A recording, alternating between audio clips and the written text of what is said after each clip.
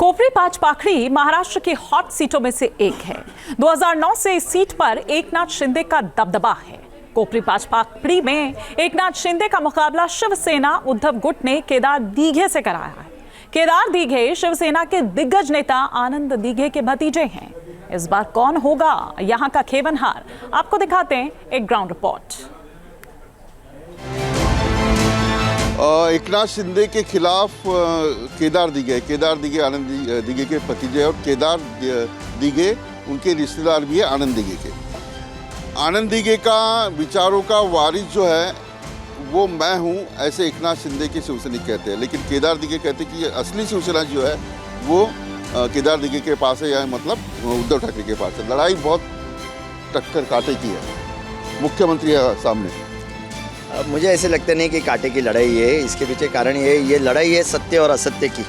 ये लड़ाई है सत्य और षड्यंत्र की। जब आप देख सकते हो कि गए 3 साल में जब सभी लोग चिल्ला रहे थे कि शिवसेना ख़त्म हो गई, तब यही सब लोग हैं जो लोग पहले दिन से आज तक और इसके आगे भी शिवसेना के साथ खड़े रहेंगे, जो शिवसेना मूलभूत बाला साहब और दीघे साहब ने बनाई हुई थी और इनका संगठन किया था।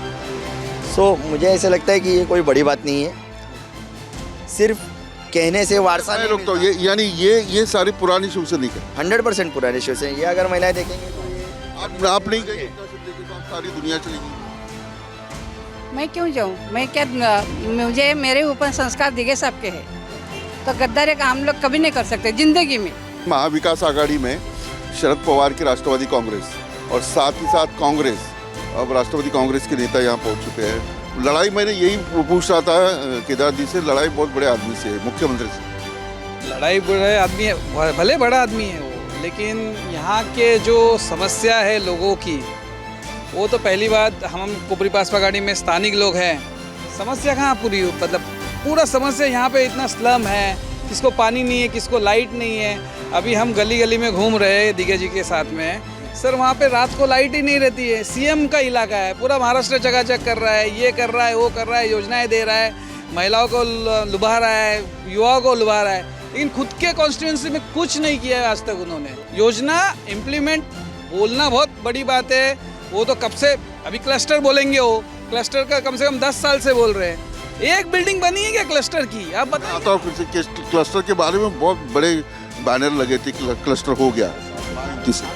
सर मेरी एक दरख्वास्त है आपसे, आप लोग वो स्लम में जाना चाहिए जहाँ पर लोग गए 20 साल से एक दुर्गंधी में बैठे हुए हैं। वहाँ पर जैसे अमित जी ने बताया कि वहाँ पर पानी की, लाइट की समस्या है, वहाँ पर डंपिंग की भी बहुत बड़ी समस्या है। क्लस्टर जब आप बोलते हो तो मुझे ऐसे लगता है इन सभी नेताओं से, इन लोगों ने 5-5 हज़ार स्क्वायर फीट और 10 हज़ार स्क्वायर फीट के घरों से निकल कर 250 स्क्वायर फीट के घर में आने चाहिए, तो लोग भरोसे से 200 स्क्वायर फीट में जाना चाहेंगे। पर आप जिस जीआर के अंतर्गत ये क्लस्टर ला रहे हो, जो लोग अपने हक के घर में रह रहे हैं उनको विश्वास में न लेते हुए आप खुद की योजनाएं बना रहे हो। इसकी ज़रूरत क्या है? महायुति का एक प्रचार है, लाडली बहन को 1,500 रुपया, अटल सेतु, मेट्रो, ये सारा महाराष्ट्र में, और साथ साथ किसानों को 6,000 रुपया। इसके ऊपर उनका कहना है कि हम 180 के आगे जाएं। नहीं, वो 400 के पार भी जाने वाले थे, वो 200-250 के सीमित ही हो गए। आप देखना चाहिए कि महाराष्ट्र के मुख्यमंत्री अगर वो कहते हैं तो गए 3 साल में शेतकरी आत्महत्या रुक गई क्या? नहीं रुकी।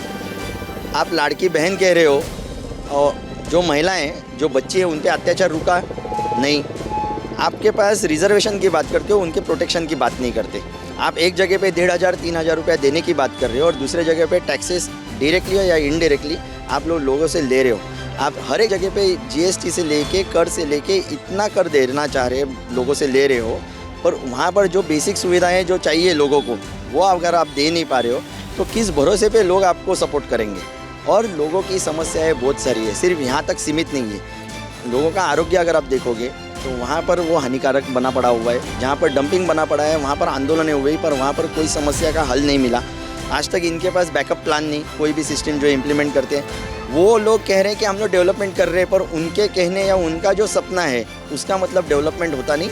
जो सर्वसामान्य जनता है उनके अगर सोच ली जाए, उनके अगर विचार लिए जाए, यहाँ पर जो अलग अलग क्षेत्र में जो तज्ञ हैं उस विषय के, उनको अगर साथ में लिया जाए, उनका भरोसा जीता जाए, तो सही तरीके से इस थाना का विकास हो सकता है। महायुति कह रही कि विधानसभा में अलग होगा, आपने फेक नैरेटिव तैयार किया था उसके वजह से आप लोकसभा में जीते, लेकिन विधानसभा उन्होंने नहीं स्टेट किया था नैरेटिव, उनके नेता लोगों ने बताया था 3 सभा में, जहाँ पर उन्होंने बताया था 400 पार करवा दो, हम लोग संविधान बदल देंगे, सब कुछ रेडी पड़ा हुआ है। ये नैरेटिव उन्होंने स्टेट किया और ये जिसके मन में रहता है वो मुंह पे आ जाती है बात, इसीलिए उन्होंने ये बात बताई और लोगों ने उसका फैसला सही तरीके से किया। ये इस विधानसभा चुनाव में लोग और भी सही तरीके से करेंगे। रही बात आपने जो पहला प्रश्न पूछा, तो यहाँ पर जब भी कोविड था तभी हिंदू मुसलमान के जगह पे जाकर कब्र में उनको दफना रहे थे। जब ये समस्या आई, मुसलमान हिंदुओं को अग्नि दे रहे थे हिंदू धर्म के हिसाब से। यहाँ पर अगर आप देख सकते हो तो हिंदू, मुस्लिम, सिख, ईसाई ऐसे सभी लोग एक साथ रहकर अच्छी तरीके से यहाँ की ज़िंदगी, यहाँ के डेवलपमेंट के बारे में सोच रहे हैं। पर जिनको ये मतों का, जो वोटों का अगर राजकारण करना है, राजनीति करनी है, वो लोग इसी तरीके से चलेंगे। पर इस वक्त और आने वाले इस चुनाव में लोग उनका साथ बिल्कुल नहीं देंगे। बंधू आणि भगिनींनो, कोपरी 5 प्रकारी महाविकास आघाडीची प्रचार कैसे चल रहा है आपका? बहुत अच्छा चल रहा है, बहुत अच्छे से। वो हाँ, एक दो से शिवसेना है, एक नाथ शिंदे की शिवसेना, उन्होंने बड़ी रैली निकाली थी। तो आपकी तरफ से घर घर जाकर प्रचार हो रहा है, रैली से प्रचार हो रहा है, कैसे? दोनों से हो रहा है, घर घर जाके और रैली से भी प्रचार हो रहा क्या मुद्दा लेके लोगों के सामने जा है। लोगों के मुद्दा यही है कि केदार दिघे साहब को जीत के लाना है।